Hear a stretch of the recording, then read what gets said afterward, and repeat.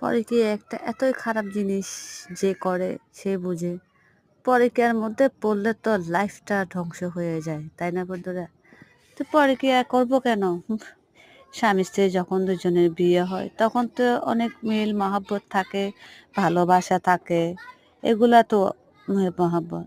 আমরা আবার পরকীয়াতে যাব কেন? পরকীয়াতে এত সুবিধার জিনিস না। একটি ছেলে একটি মেয়ে যখন ভালোবাসা হয়, তখন মেয়েটি ছেলেটাকে ধ্বংস করার জন্য, আর ছেলেটি মেয়েটাকে ধ্বংস করার জন্য কত না ফাঁদ ধরে। এটা করব, সেটা করব, তুমি আমার জান, তুমি আমার কলিজা, তুমি আমার সব। মেয়েটা বলো, ছেলেটা বলে। আচ্ছা, এটা কেন বলা হয়? কেন বলবো? তো একজনের সংসার ধ্বংস করে কে কখনো সুখী হতে শুনেছেন? শুনেন নাই। সুখী হওয়া যায় না। মিথ্যা কথা তো মিথ্যা কথাই থেকে যায়। একটা কথা মনে রাখবেন, আল্লাহ পাক রাব্বিল আলামিন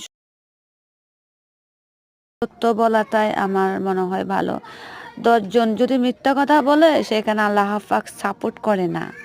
একজনে যদি মিথ্যা কথা বলে মায়ের খায়, দৌড় খায়, শরীরটা পচায়, তবু সেখানে জয় হয়। বুঝতে সকলে বুঝে নেবেন। আমার এই ভিডিওটা যারা যারা দেখবেন তারাই বুঝবেন। পরে কি এটা কখনো যাবেন না, নারী হয়ে কখনো আরেকটি নারীর সংসার ধ্বংস করতে যাবেন না, মিথ্যার পাল্লায় পড়বেন না। ভাই বোন মিলে সকলে মিথ্যা কথা বলে একটা মেয়ের জীবন নষ্ট করে ফেলে। ভাই বোন বলতে কি আপনার ভাই বোন না, ছেলের ভাই বোন, ছেলের মা বাবা মিথ্যা বলে যে তার বউ নেই, তার সন্তান নেই, ডিভোর্স হয়ে গেছে, চলে গেছে, এটা বলবে। একটি পুরুষের মায়ার জালে পড়বেন না, পড়বেন তো মরবেন, হারবেন, জিতবেন না। তার স্ত্রী থাকা সত্ত্বেও যদি সে ভালোবাসে, পরকীয়া করলে সেখানে কখনো সুখ পাওয়া যায় না। সেটা মনে রাখবেন। সে তো চিন্তা করবেন, নিজে চিন্তা করবেন, শিক্ষিত হলেও চিন্তা করবেন, অশিক্ষিত হলেও চিন্তা করবেন। চিন্তা করে দেখবেন যে ছেলেটি কি ভালো, পরিবার কি ভালো, প্রথম বউ চলে গেল কেন, প্রথম বউ আছে কি না, প্রথম বাচ্চা আছে কি না, প্রথম বউর সাথে সংসার করতেছে কি না, এগুলো দেখবেন।